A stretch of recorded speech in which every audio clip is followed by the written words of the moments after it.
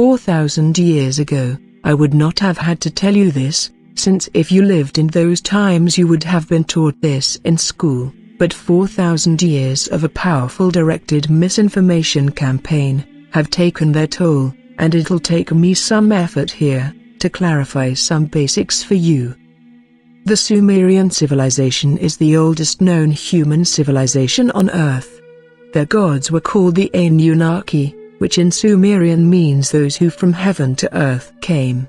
It blossomed out almost overnight, around 3800 BC, in Mesopotamia, the land between the two rivers, Tigris and Euphrates, and came to a sudden end in 2024 BC, when it was laid waste by a deadly radioactive cloud, brought by easterly winds from the Sinai Peninsula, where according to some ancient records, a nuclear war took place.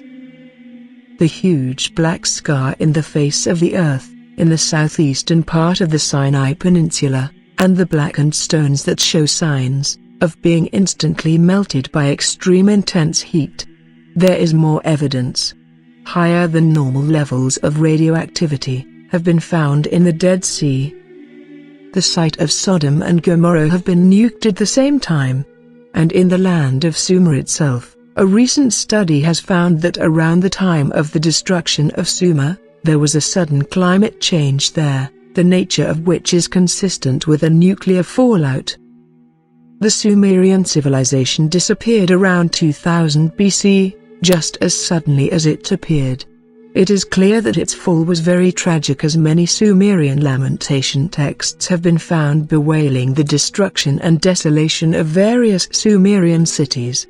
All these lamentation texts blame the destruction on the use of some weapons of terror and some great deadly cloud.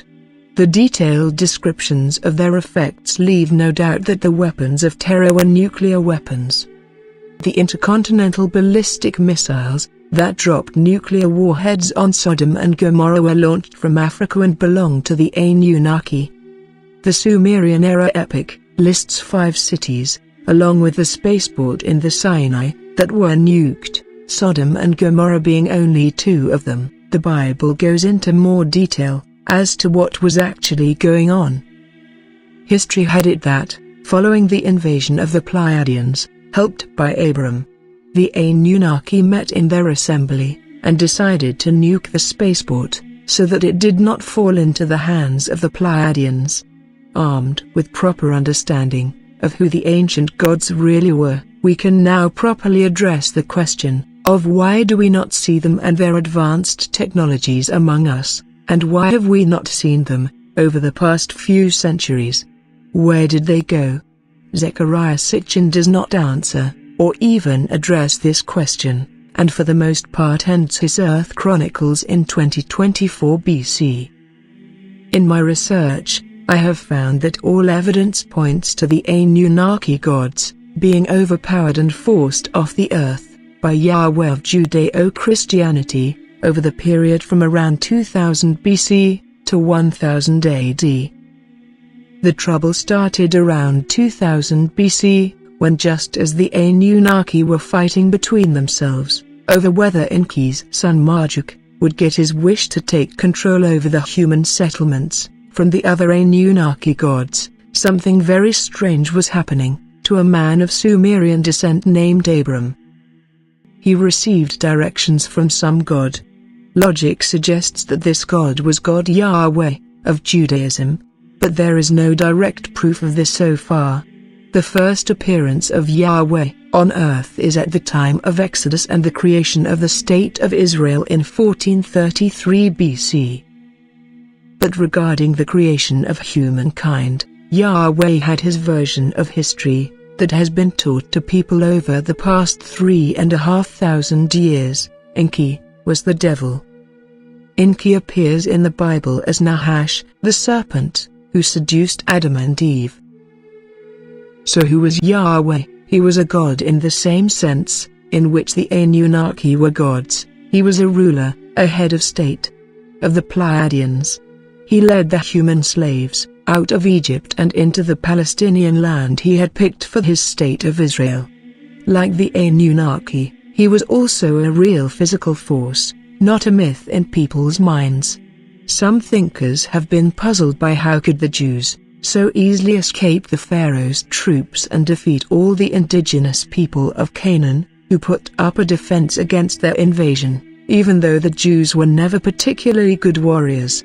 Along the way to their promised land, they sacked the great city of Jericho. Jericho was the oldest city on earth, built around 8500 BC. Jericho was obviously built by the Anunnaki, not by humans. As the oldest city on Earth and a major Anunnaki fortress, it was a repository of cultural valuables for thousands of years. The Jews laid it waste. But the question is, how did they manage to do it? Jericho was a major Anunnaki outpost and certainly very well fortified. How could a mob armed with weapons no more advanced than axes and spears and arrows overpower a fortified Anunnaki city, with guards armed with laser guns? The Jews themselves, of course, say that their God Yahweh helped them do it. And indeed he did. A close reading of the Bible reveals that as the Jews were marching from Egypt to their promised land, there was a UFO flying overhead. The accounts from the other side of the conflict confirm this. Yahweh was indeed responsible, and it was his ship that overpowered the defenses put up by the indigenous people of Canaan and their Anunnaki leaders. That is how the Judeo-Christian God forced the Anunnaki and their slave human followers out of Palestine. Yahweh wanted to take the control of the whole earth away from the Anunnaki. Over the millennium and a half before the birth of Christ, long and bitter wars were fought between Israel headed by Yahweh and the Anunnaki leaders. After centuries of bitter warfare, the Pleiadians were winning until a nuclear attack by the Anunnaki, mentioned before. The Middle East was lost to the Anunnaki. The Pleiadians had to evacuate to Western Europe. Where did the Anunnaki go? They settled in Eastern Europe. They became the gods of some ancient European people. Rome appears to be yet another culture under the aegis of the Anunnaki. The Roman gods were copied from the Greek ones, and the Greeks were Anunnaki. The head of the Roman pantheon is generally thought of as Jupiter, a parallel of the Greek Zeus, whom I have determined to be the same person as the Hittite Baal and the Semitic Shamash, the commander of space operations of the Anunnaki. The Anunnaki were forced out of the Middle East first, then out of Europe. Their last home on Earth was ancient Russia, and when it was Christianized, the Anunnaki gods had to take off in their rockets and leave the Earth. Many of them probably went back to their home planet, but others may be closer, no farther than the moon. Muslims recognize Allah as the moon god, and there is plenty of moon symbolism in Islam. The Anunnaki controlled the Middle East through Islam. After the Anunnaki left the Middle East, the people living there continued to worship them. Chief among them in certain lands was Allah. The timing only confirms this hypothesis. All this was happening at exactly the same time with Europe and Russia became Christian. Besides the general evidence for an active non-human base on the moon, it is widely rumored in certain circles that the US astronauts received very little welcome from the operators of this base. Simply put, the Yankees were told that they are not welcome on the moon and should go back to where they came from. The moon program was hastily abandoned as a result.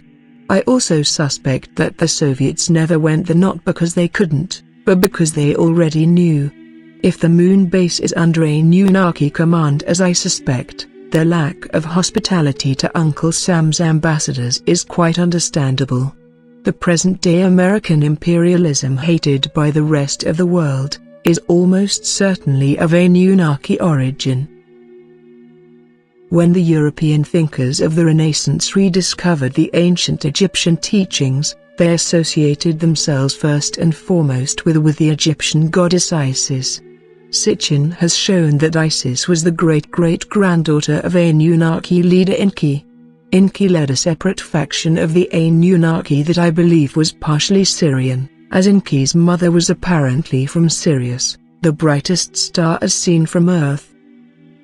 It seems like several attempts were made at recovering the Earth long after it was taken over by the Pleiadians, and all other Anunnaki fled in their spaceships. As it turns out, there is a very well-known city on Earth that still bears her name. That city is Paris. Paris was founded around 300–200 BCE, and its original Latin name is Par-Isis, the city of Isis.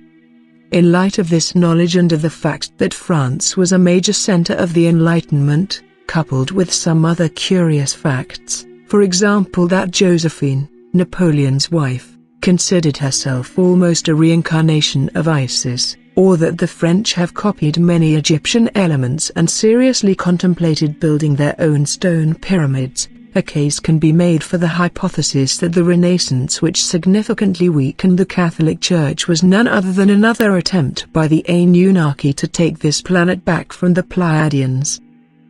It looks like that attempt was a partial success and partial failure.